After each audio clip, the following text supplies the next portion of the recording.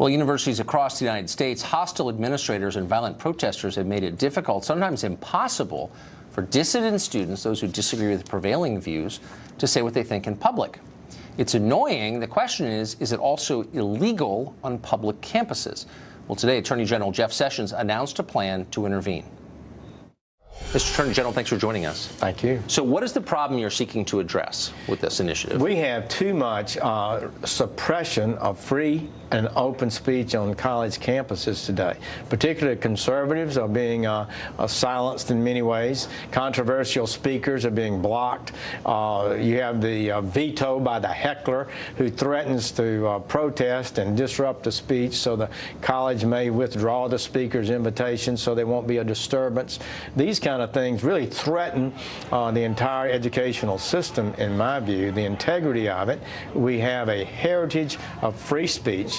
It's in our Constitution. It's deeply embedded in our whole approach to life, and we need to push back. And so we're going to push back.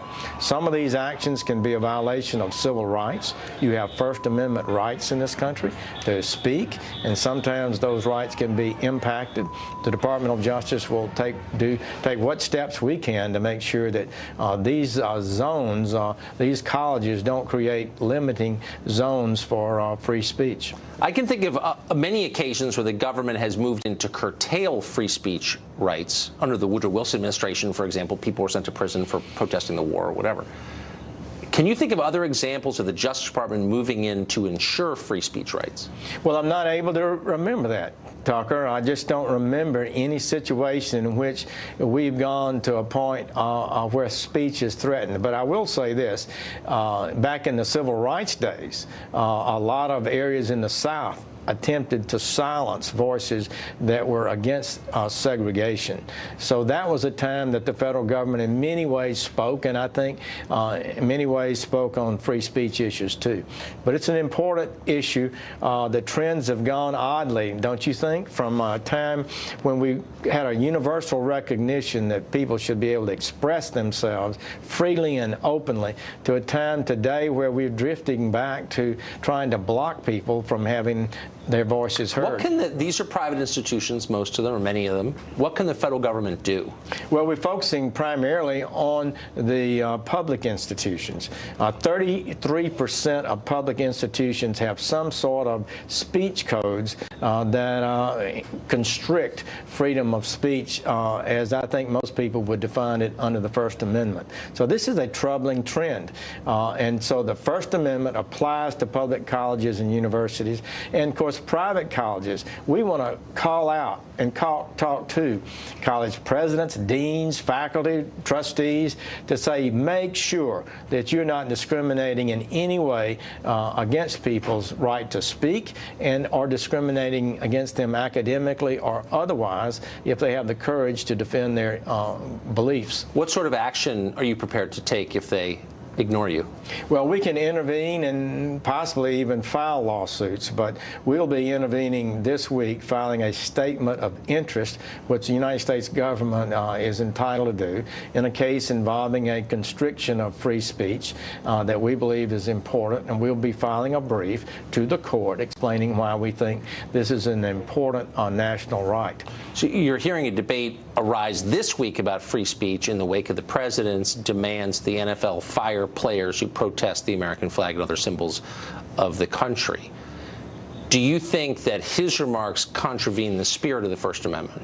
Absolutely not. The President of the United States has free speech. He believes, and I believe, that people should take a moment before a football game and stand when the national anthem is played.